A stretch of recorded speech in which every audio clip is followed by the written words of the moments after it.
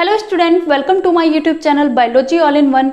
आज इस वीडियो में हम बायो का नया चैप्टर ह्यूमन रिप्रोडक्शन को स्टार्ट करेंगे और आज के इस वीडियो में हम बात करेंगे कि ह्यूमन जो है वो किस तरह से रिप्रोड्यूस करते हैं, मीन्स किस तरह से अपनी संतान को जन्म देते हैं, ह्यूमन का रिप्रोडक्टिव सिस्टम कैसे बना होता है और साथ ही हम बात करेंगे कि ह्यूमन के रिप्रोडक्शन में कौन कौन से रिप्रोडक्टिव इवेंट इन्वॉल्व होते हैं। मीन्स जब ह्यूमन में क्या होता है, संतान का प्रोडक्शन होता है, ऑफस्प्रिंग का प्रोडक्शन होता है, तो उस दौरान कौन कौन से इवेंट इन्वॉल्व होते हैं। बच्चों, ये जो चैप्टर है ना कि केवल बोर्ड के पॉइंट ऑफ व्यू से बल्कि नीट के पॉइंट ऑफ व्यू से भी बहुत ज़्यादा इंपॉर्टेंट है। एग्जाम में इससे रिलेटेड क्वेश्चन जो है वो बार बार पूछे जाते हैं और इस बात की मैं गारंटी लेती हूँ कि अगर आप इस वीडियो को लास्ट तक देखते हैं और मुझे स्टेप बाय स्टेप फॉलो करते हैं तो इससे रिलेटेड चाहे कोई सा भी क्वेश्चन आ जाए आप उसे आसानी से अटेम्प्ट कर पाएंगे। तो चलो स्टार्ट करते हैं ह्यूमन रिप्रोडक्शन के बारे में कि ह्यूमन जो है वो किस तरह से रिप्रोड्यूस करते हैं। Human reproduce by sexual mode of reproduction, कि ह्यूमन जो है वो सेक्सुअल मोड ऑफ रिप्रोडक्शन के थ्रू रिप्रोड्यूस करते हैं। पिछले कुछ वीडियोस में मैं आपको एसेक्सुअल और सेक्सुअल मोड ऑफ रिप्रोडक्शन के बारे में बता चुकी हूँ, लेकिन फिर से मैं आपको एक बार रिकॉल करवा देती हूँ कि एसेक्सुअल और सेक्सुअल मोड ऑफ रिप्रोडक्शन क्या होता है। एसेक्सुअल मोड ऑफ रिप्रोडक्शन ऐसा मोड ऑफ रिप्रोडक्शन होता है जिसमें without the involvement of sex organ, बिना सेक्स ऑर्गन के इन्वॉल्वमेंट के, बिना मियोसिस के इन्वॉल्वमेंट के, बिना गैमेटोजेनेसिस के, बिना फर्टिलाइजेशन के ही संतान को जन्म दे दिया जाता है। इस तरह का जो रिप्रोडक्शन होता है वो लोअर ऑर्गेनिज्म में हमें देखने को मिलता है।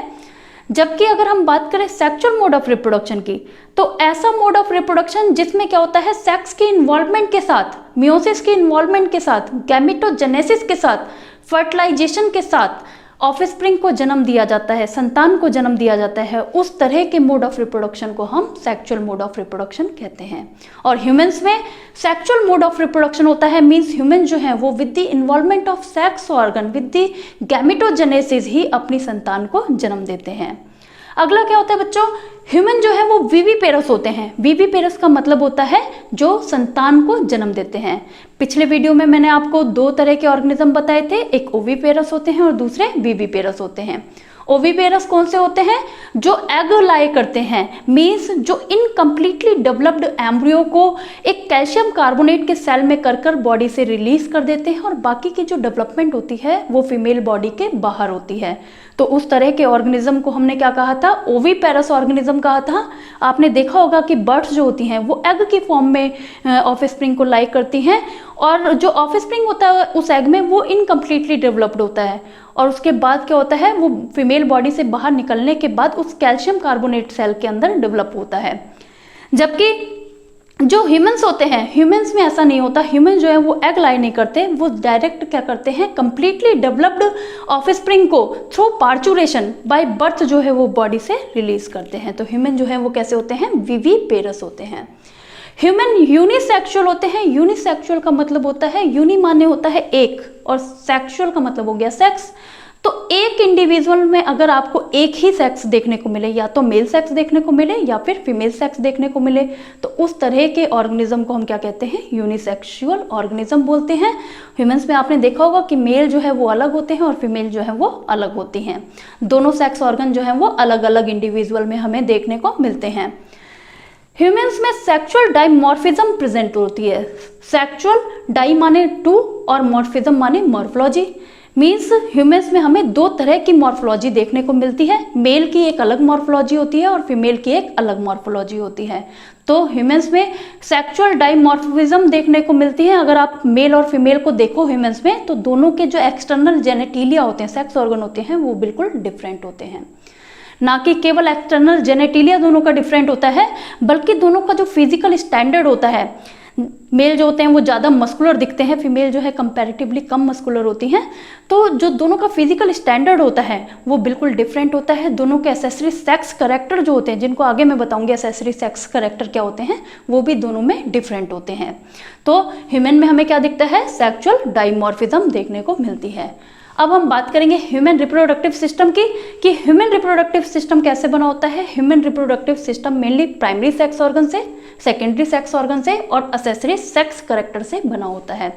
और मेल और फीमेल का जो रिप्रोडक्टिव सिस्टम है वो दोनों डिफरेंट होते हैं, मीन्स एक दूसरे से अलग अलग होते हैं। मेल में एक अलग तरह का रिप्रोडक्टिव सिस्टम होता है, फीमेल में एक अलग तरह का रिप्रोडक्टिव सिस्टम होता है, लेकिन दोनों में ये तीनों चीज़ें इन्वॉल्व होती हैं। दोनों में प्राइमरी सेक्स ऑर्गन भी होते हैं, सेकेंडरी सेक्स ऑर्गन भी होते हैं और एक्सेसरी सेक्स कैरेक्टर भी होते हैं। अब सबसे पहले हम बात कर लेते हैं प्राइमरी सेक्स ऑर्गन की, कि प्राइमरी सेक्स ऑर्गन क्या होते हैं। ऐसे सेक्स ऑर्गन जहां पर क्या होती है, या तो गैमिट की फॉर्मेशन हो या फिर जहां से सेक्स हार्मोन रिलीज हो, उस सेक्स ऑर्गन को हम क्या बोलते हैं, प्राइमरी सेक्स ऑर्गन बोलते हैं। और प्राइमरी सेक्स ऑर्गन को गोनेड्स भी कहा जाता है। मेल के अंदर क्या होता है, टेस्टिस जो होती है वो प्राइमरी सेक्स ऑर्गन होती है, क्योंकि टेस्टिस के अंदर ही स्पर्म की फॉर्मेशन होती है और टेस्टिस में से ही मेल सेक्स हार्मोन, जिसे हम टेस्टोस्टेरोन हार्मोन बोलते हैं, वो सिक्रीट करा जाता है। जबकि अगर हम फीमेल की बात करें तो फीमेल के केस में ओवरी जो होती है वो प्राइमरी सेक्स ऑर्गन होती है, क्योंकि ओवरी में एग की फॉर्मेशन, ओवा की फॉर्मेशन होती है और ओवरी से ही female sex hormone like oestrogen और प्रोजेस्टेरोन हार्मोन जो होता है वो सिक्रीट करा जाता है। इसलिए वो सेक्स ऑर्गन जहां पर या तो गैमिट की फॉर्मेशन हो या फिर जहां से सेक्स हार्मोन रिलीज हो, उन ऑर्गन को हम क्या बोलते हैं, प्राइमरी सेक्स ऑर्गन बोलते हैं। जबकि अगर हम बात करें सेकेंडरी सेक्स ऑर्गन की, कि सेकेंडरी सेक्स ऑर्गन क्या होते हैं। सेकेंडरी सेक्स ऑर्गन वो सेक्स ऑर्गन होते हैं जहां पर गैमिट बनते नहीं होते, बल्कि जो गैमिट के ट्रांसपोर्ट में हेल्प करते हैं। जैसे अगर मैं मेल की बात करूं तो मेल के अंदर क्या होता है, जैसे वास डिफरेंस है, वास डिफरेंस के थ्रू गैमिट जो है वो जाता है, एपिडाइडमिस है, एपिडाइडमिस के थ्रू जाता है, वास डिफरेंस में जाता है। तो क्या होता है कि वो सेक्स ऑर्गन जिसके थ्रू गैमिट का ट्रांसपोर्ट होता है। फीमेल की अगर हम बात करें तो फीमेल में सेकेंडरी सेक्स ऑर्गन क्या होता है, ओविडक्ट, जिसे हम फैलोपियन ट्यूब बोलते हैं, यूट्रस, क्योंकि यूट्रस में क्या होता है, एम्ब्रियो का डेवलपमेंट होता है, या फिर वो सेक्स ऑर्गन, मैंने आपको यहाँ पर बताया हुआ है बच्चों कि वो सेक्स ऑर्गन जो या तो गैमिट के ट्रांसपोर्ट में हेल्प करते हैं या फिर वो कुछ ऐसे यूजफुल सब्सटेंस सिक्रीट करते हैं जो कि रिप्रोडक्शन में हेल्प करते हैं। हार्मोन नहीं सिक्रीट करते, मीन्स सेक्स हार्मोन ये सिक्रीट नहीं करते हैं, बल्कि ये क्या करते हैं, कुछ ऐसे यूजफुल सब्सटेंस सिक्रीट करते हैं जो कि रिप्रोडक्शन में हेल्प करते हैं।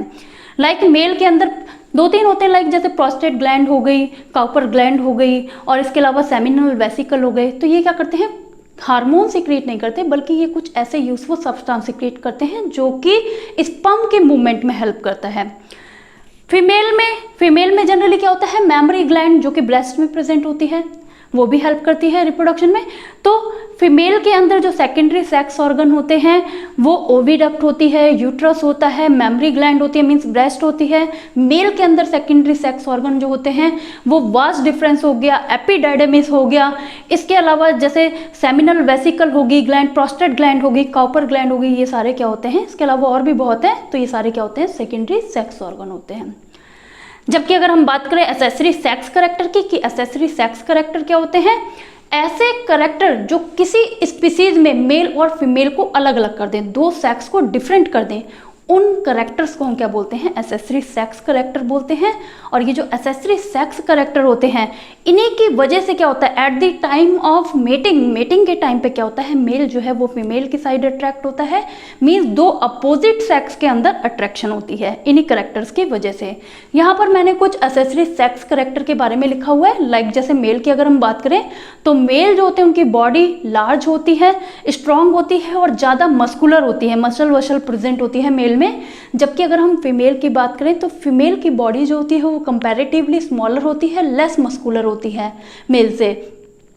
मेल के फेस पे क्या होते हैं, बियर्ड प्रेजेंट होती है, मॉस्टेचेस प्रेजेंट होते हैं। इसके अलावा जो चेस्ट रीजन होता है, चेस्ट रीजन में भी मेल में हेयर प्रेजेंट होते हैं, जबकि फीमेल में क्या होती है, ना तो बियर्ड होती है ना मॉस्टेचेस होती हैं।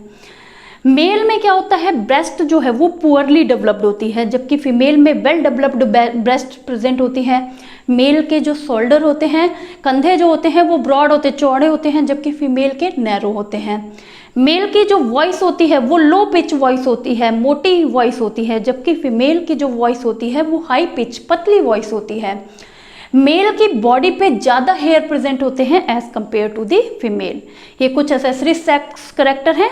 अब हम बात करेंगे नेक्स्ट टॉपिक के बारे में, मीन्स अब हम बात करेंगे रिप्रोडक्टिव इवेंट के बारे में, कि ह्यूमन के रिप्रोडक्शन में कौन कौन से इवेंट इन्वॉल्व होते हैं। पहले आप इसे नोट कर लें ताकि आगे का वीडियो आपको अच्छे से समझ आ सके। रिप्रोडक्टिव इवेंट, ह्यूमन में रिप्रोडक्शन करवाने में मेनली 6 रिप्रोडक्टिव इवेंट इन्वॉल्व होते हैं, जिनको मैंने यहाँ पर बोर्ड पर लिख दिया है। इसमें जो सबसे पहला रिप्रोडक्टिव इवेंट होता है उसको हम गैमेटोजेनेसिस बोलते हैं। गैमेटोजेनेसिस का मतलब होता है फॉर्मेशन ऑफ गैमेट, गैमेट की फॉर्मेशन होना गैमेटोजेनेसिस कहलाता है। क्योंकि ह्यूमन के केस में क्या होता है, मेल के अंदर स्पर्म एज ए गैमेट बनते हैं, इसलिए मेल के अंदर हम इस प्रोसेस को स्पर्मेटोजेनेसिस बोलते हैं। जबकि फीमेल के अंदर ओवा एज ए फीमेल गैमेट बनता है, इसलिए फीमेल के अंदर हम इस प्रोसेस को oogenesis बोलते हैं। और क्या होता है कि ह्यूमंस में क्या होता है, जो मेल है, male throughout the life spermatogenesis को परफॉर्म कर सकते हैं। मींस मेल जो है वो ओल्ड एज तक भी स्पर्म का प्रोडक्शन करवा पाते हैं, लेकिन फीमेल में ऐसा नहीं होता। फीमेल में केवल 45 से 50 साल तक की एज तक ही ओवा का प्रोडक्शन होता है, उसके बाद फीमेल के अंदर ओवा का प्रोडक्शन स्टॉप हो जाता है थ्रू मीनोपॉज। क्योंकि फीमेल के अंदर क्या होता है बच्चों कि 45 से 50 साल की एज के बीच में मीनोपॉज आ जाता है, जिसकी वजह से फीमेल के अंदर ओवा का प्रोडक्शन जो है वो स्टॉप हो जाता है। और आफ्टर गैमेटोजेनेसिस क्या होता है कि जब मेल के अंदर स्पर्म का प्रोडक्शन हो गया, फीमेल के अंदर ओवा का प्रोडक्शन हो गया, तो उसके बाद क्या होता है, मेल जो है वो अपने स्पर्म को फीमेल की एक्सटर्नल जेनेटिलिया में ट्रांसफर कर देता है। और वो कैसे ट्रांसफर करता है, मेल जो है वो अपने स्पर्म को एक लिक्विड मीडियम के थ्रू ट्रांसफर करता है, और उसी लिक्विड मीडियम को हम सीमेन बोलते हैं। तो मेल जो है वो सीमेन के थ्रू, मीन्स सीमेन को ही ले जाकर क्या करता है, फीमेल के एक्सटर्नल जेनेटिलिया में इंजेक्ट कर देता है। इस प्रोसेस को हम इंसेमिनेशन बोलते हैं। The transfer of semen, semen का ट्रांसफर होना, जिसमें क्या प्रेजेंट है, कंटेनिंग स्पर्म, जिसमें स्पर्म प्रेजेंट है, उसको ट्रांसफर होना to the female genitalia is called insemination. इस प्रोसेस को हम इंसेमिनेशन बोलते हैं। और आफ्टर इंसेमिनेशन क्या होता है कि जब मेल ने अपने सीमेन को ले जाकर फीमेल के एक्सटर्नल जेनेटिलिया में ट्रांसफर कर दिया, तो after reaching in female genitalia, कि फीमेल जेनेटिलिया में पहुंचने के बाद सीमेन में प्रेजेंट जो स्पर्म होते हैं वो मूव करने लग जाते हैं, और मूव करके वो फीमेल में प्रेजेंट फैलोपियन ट्यूब, जिसे हम ओविडक्ट भी कहते हैं, ओविडक्ट में पहुंच जाते हैं। और ओविडक्ट में प्रेजेंट जो एग होता है, ओवा होता है फीमेल का, उसके साथ जाकर फ्यूज कर जाते हैं, और फ्यूज करके एक डिप्लॉइड जाइगोट की फॉर्मेशन करवा देते हैं।